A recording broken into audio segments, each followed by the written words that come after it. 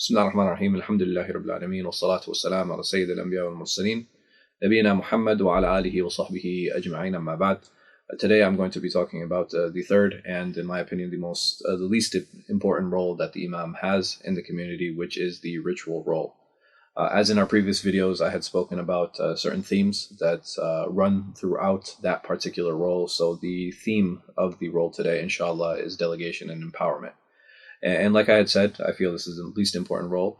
Not to say that it does not have its own importance, because it definitely does. But it's very important that we understand in how to prioritize these different roles. And inshallah, tabarak wa ta'ala, I will give my reasoning of why I feel it is in its standing where it is. So this entire discussion actually falls under the usuli discussion, for those of you who are familiar, of the qadiyat al-fadil, yu'amm al-mafdul, or yusalli bil-mafdul. Meaning that the individual who is less qualified, is it possible for him to lead the individual who is more qualified? And, the general conclusion of that discussion is that it is permissible. It is not something that is it is recommended or something that is encouraged, but it is something that is definitely allowed. And it is on the basis of that maxim that we will be having our discussion for today, inshallah. So the first ritual role that the Imam obviously has is the daily prayers. So the qualifications that are involved in this role are mainly, does this person have a good understanding of tahara? Does this person know, obviously, how to pray? Does this person know the general mistakes that an imam could possibly make and what he needs to do in case those mistakes do happen and how to correct them? And lastly, he needs to know a portion of the Quran. Depending on the community, that portion is very subjective. In a larger community where you have a larger pool of individuals to choose from, it is more expected that that person know more Quran, and in a community that is smaller, that qualification, obviously, it's significantly less because the pool is much smaller. Which leads us to the second question: does the Imam need to be there for every single prayer? So this is something I would say initially is something that is very important in a community that does not have these individuals who are available, because a person might say, okay, well, I don't have anybody that's available to lead the people. What is it that I do as an Imam now? Well, like I said, initially there's going to be that lag time, because in that lag time the Imam should be actively training people to lead the prayers when he is not available. The Imam has a number of other roles in the community, and it is not possible for him to be there every single salawat. Logistically, this becomes a huge problem and a huge issue for the Imam, because it's very difficult for him in terms of travel time, or even if he's close by. Even Imams who live maybe above the masjid, who live adjacent to the masjid, it is not always easy for them to come for and attend every single salah. So it's very important that he appoints people, or he has people who he feels are qualified to lead the people in the prayer. So it's very important for him to make sure and know how to train these individuals so that they become responsible people who can take his place when he is there. So in general, you'll find that the biggest demand for the Imam is during the Jahri prayers, or during the prayers that are recited out loud. So you'll find more of a demand for the Imam during Fajr, Maghrib, and Isha. Dhuhr and Asr, people are significantly more lenient. It's obviously because there's no recitation that's involved, and this is where you'll find the people will be the most reluctant to actually step forward and to actually lead during the out loud prayers. During the silent prayers, Dhuhr and Asr, you'll find much less of an issue concerning that, because there's no active recitation that is actually happening out loud. Which also leads us to the question, is it important, or does the Imam need to be a hafiz? Obviously not. This is not a condition for an individual to be an Imam. He just needs to be a hafiz of the amount of Quran that he has. So even if he is not mutqin, if his memory is not well established, or he does not have those sections of the Quran memorized, then he cannot be eligible to lead the prayers, because you need somebody who is actually fluent in what it is that he knows. So again, whether it be the 30th juz or sipara, it is irrelevant. As long as he knows that sipara, or he knows that juz well, it is enough for him. Or if he knows half of it, or if he knows an eighth of it, etc., whatever the case might be, but it's important that he knows those sections of the Quran well. This is usually the most challenging issue that the Imam has in his contract. The archetypal Imam is the one who is supposed to be there for the 5 daily prayers. And when the Imam comes and sits down and has a conversation concerning his contract, and he says to them, like, listen, I'm not going to be there for every single salah, There are a few solutions to that, and again, I will talk about this in the challenges that the Imam faces. But it is something that again, it requires discussion, and there are viable ways to actually deal with this issue, inshallah. The Friday khutbah would be the next ritual action that I believe that the Imam is highly expected to definitely be a part of. And again, the qualifications are similar to before, because he is going to be leading the people in prayer, and it's possible that he makes a mistake, etc. So he needs to know the basic arkan of the salah. He needs to know the basic arkan of tahara. In addition to that, he needs to have some public speaking skills.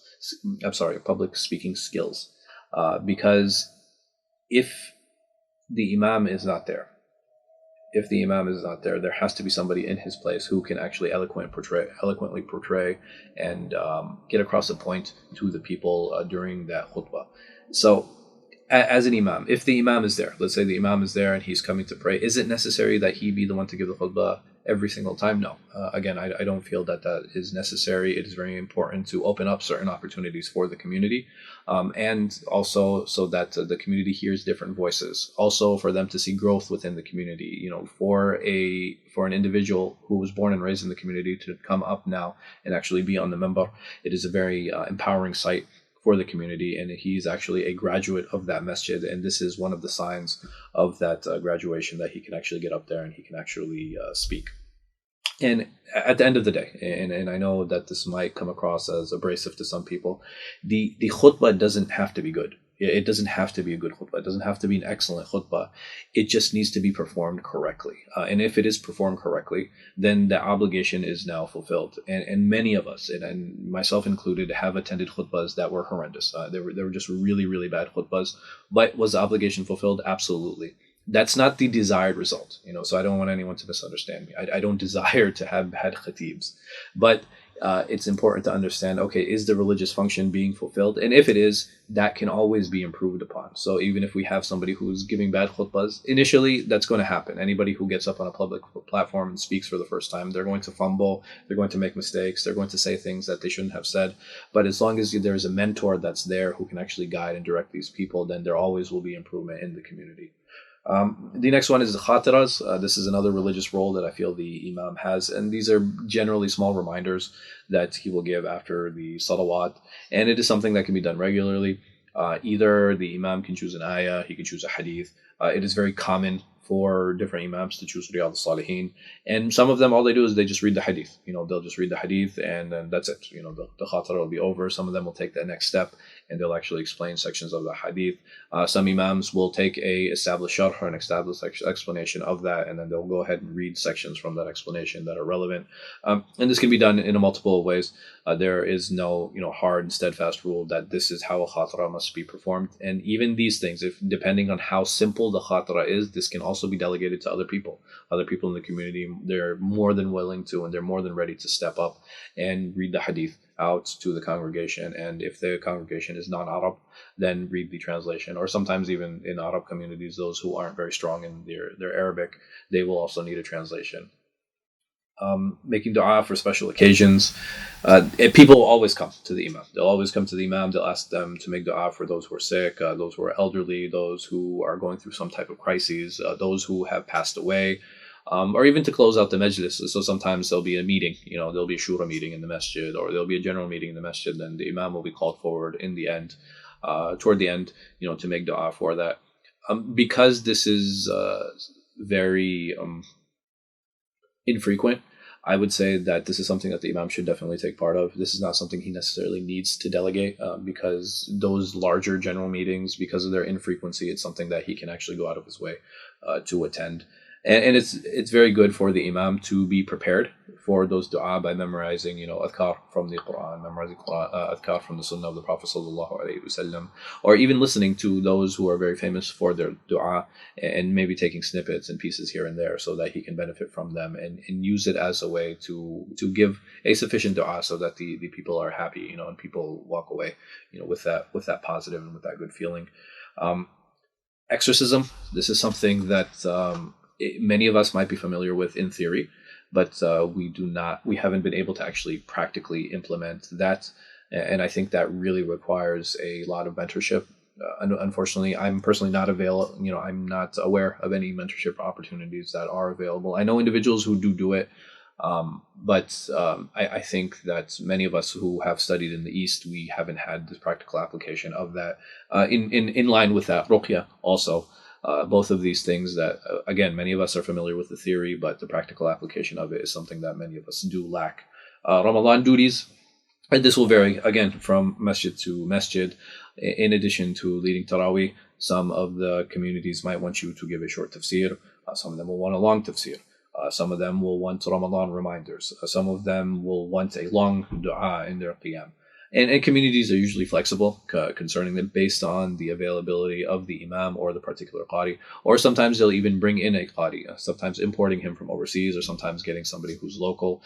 Again, I don't think there is a lot of rigidity when it comes to Ramadan. In general, the Muslims, you will find them more generous. You'll find them more open-hearted, and they are willing to be flexible specifically during the Ramadan season. Now, outside of Ramadan, that's not something obviously I can promise. It's a good opportunity, I feel, as an imam to actually connect the people with tafsir. So I think every one of us, as imams, we definitely should take advantage of that and do the best that we can. The next one is Islamic education. So Islamic education, there is a bit of a crossover role here between a religious role and the social role, but it can be challenging because of the preparation that is involved. There's a lot of preparation that goes into classes. There's a lot of preparation that goes into curriculums, and this is very time consuming. But my suggestion would be for those up and coming, quote unquote imams, that they choose subjects that they enjoy, and start off with a small number of classes that are more infrequent. Meaning, don't start off with a daily class. Start off with maybe a class that's every other week. This way, you can kind of gauge where you are in terms of prep time. You can gauge attendance, and if you feel that you have enough time and the people are interested, then increase their frequency, because increasing is easy. Taking away is something that is very difficult. Once you set that standard, it becomes very difficult now to lower that standard. So set a lower standard that is more achievable than setting an extremely high standard that becomes difficult to maintain and ends up something that, even though you initially enjoyed it, now becomes a burden to you. So this is something that we definitely all should think about. And another opportunity that individuals have is actually choosing a series. So if you have a weekly class, choosing a series, whether that be on Ulum al-Quran, whether it be a tafsir series, whether it be a fiqh series, whatever it is that you decide to go through.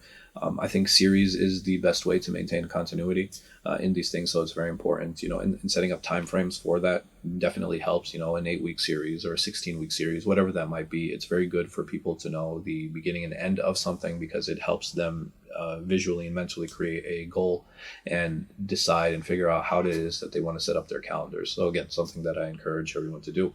And it's very important for us to understand that these classes or these educational sessions, they will attract anywhere from between 1% and 5% of the community. A vast majority of the community is not going to come and attend these lectures, regardless of how active the community is. Education is never the main draw to the masjid. The masjid is more of a social center than it is an educational one. Not to say the educational role isn't there, but it is, again, something that is not attractive to most people. It's a good opportunity to develop yourself as an imam in terms of challenging maybe certain norms, challenging certain ideas, challenging the status quo, if you will, even within academia, and why certain things are. It actually gives time now to an individual to digest some of the material that he had taken in during his years of when he was studying. It helps increase general awareness. So there are certain things that Muslims will just not be aware of. And this is a good opportunity to kind of help them be aware of those things, depending on how that opportunity is utilized. And if you are passionate about education, as an imam, as an individual, then looking into partnering with larger parent organizations for a full-time program, and it can actually help you develop your own curriculum. So if there is a larger institution that's nearby, Mishka, Menara, FCAD, what else comes to mind? IOU, American Open University. There are just a large number of Islamic institutions, Islamic University of Minnesota. There are a large number of institutions that are out there that are looking for teachers. They are looking into partnership opportunities. It's very important for you as an imam to really now reach out and see, okay, what our opportunities are actually available. Can I bring those opportunities to my masjid? And in what way can I participate? Again, something that's very important, something to definitely think about if education is something that you are passionate about. There are a number of programs that go on under a masjid's umbrella. So some masajid will have Sunday schools, some will have after-school programs, some will have full-time programs, sometimes they'll have higher education programs. Again, depending on the institution, depending on the masjid. What role you want to play in them, either as the academic coordinator or as a teacher, this is something that you should be able to decide for yourself. I personally feel that an imam getting involved, especially somebody who's been classically trained, getting involved at the elementary and middle school level is a waste of his time. And not a waste of his time in the sense that he doesn't have the ability to teach these people, or it is beneath him to teach the youth. No, that's not what I mean at all. What I mean is that the community is usually paying this person. So, and because they're paying him, they should utilize him for his skill set. You know, I can bring in a math professor to teach kindergartners how to do simple addition, but that doesn't mean that that's the best use of his time. And because this imam is being paid for his time, it is better for him now to train 3, 4, 5, 6 teachers to teach those particular subjects than it is for him to actually go ahead and teach it himself. Again, he can teach it. It is not below him. It is not beneath him in any way, shape, or form. And he will probably do a better job than anybody else who does. But at that point, does it matter? You know, is limiting his benefit to that one particular class better, or him providing another service and providing more helpers and providing more of a workforce and human resources for the community? That's something, again, that needs to be balanced, something that needs to be taught. Again, there might be that lag time. That first year he might have to teach on his own, but in the coming years, you know, maybe during the summer, have a workshop or have some type of program on how to teach a particular book or how to teach a particular subject. I think these are the best ways to actually utilize his time. And like I said, this role specifically, this religious ritual role, it is heavily themed in delegation and empowerment, and in delegating these responsibilities to others in order to empower the community to kind of be self-sustaining. Because at the end of the day, me as an imam, if I died right now, and I ask Allah subhanahu wa ta'ala to protect us and our families, the people aren't going to stop praying. You know, they're still going to come and pray. If an imam passes away, these khatiras are still going to continue. There's still somebody has to come in and give the khutbah. All of these services will continue whether he is there or not. But services like marriage counseling, that is not going to continue when he's not there. Doing outreach programs, you know, with the larger community, or developing a relationship with the mayor or with child protection services. These things will stop. They will definitely stop because the imam is not there. But these religious duties and rights and services, they will continue whether he is present or whether he is not. When he goes on vacation, people are still going to be praying. People aren't going to stop praying because, oh my God, you know, the imam's not here. It doesn't work like that. And we all know that. We all understand that. But I think sometimes putting that into perspective is very difficult. I think actually really down, and like when we actually boil down some of these elements on what it is that the imam does, it becomes very difficult to kind of visualize what it is and what his role is. And like I said, these are some of the reasons that I really feel it is the least important, not to lessen its importance again, but it is the least important of the 3 roles that the imam has. Wallahu a'lam wa sallallahu ala khayri khalqin nabiyina Muhammad wa ala alihi wa sahbihi wa sallam wa jazakumullah khair. Inshallah, I will see you guys next time.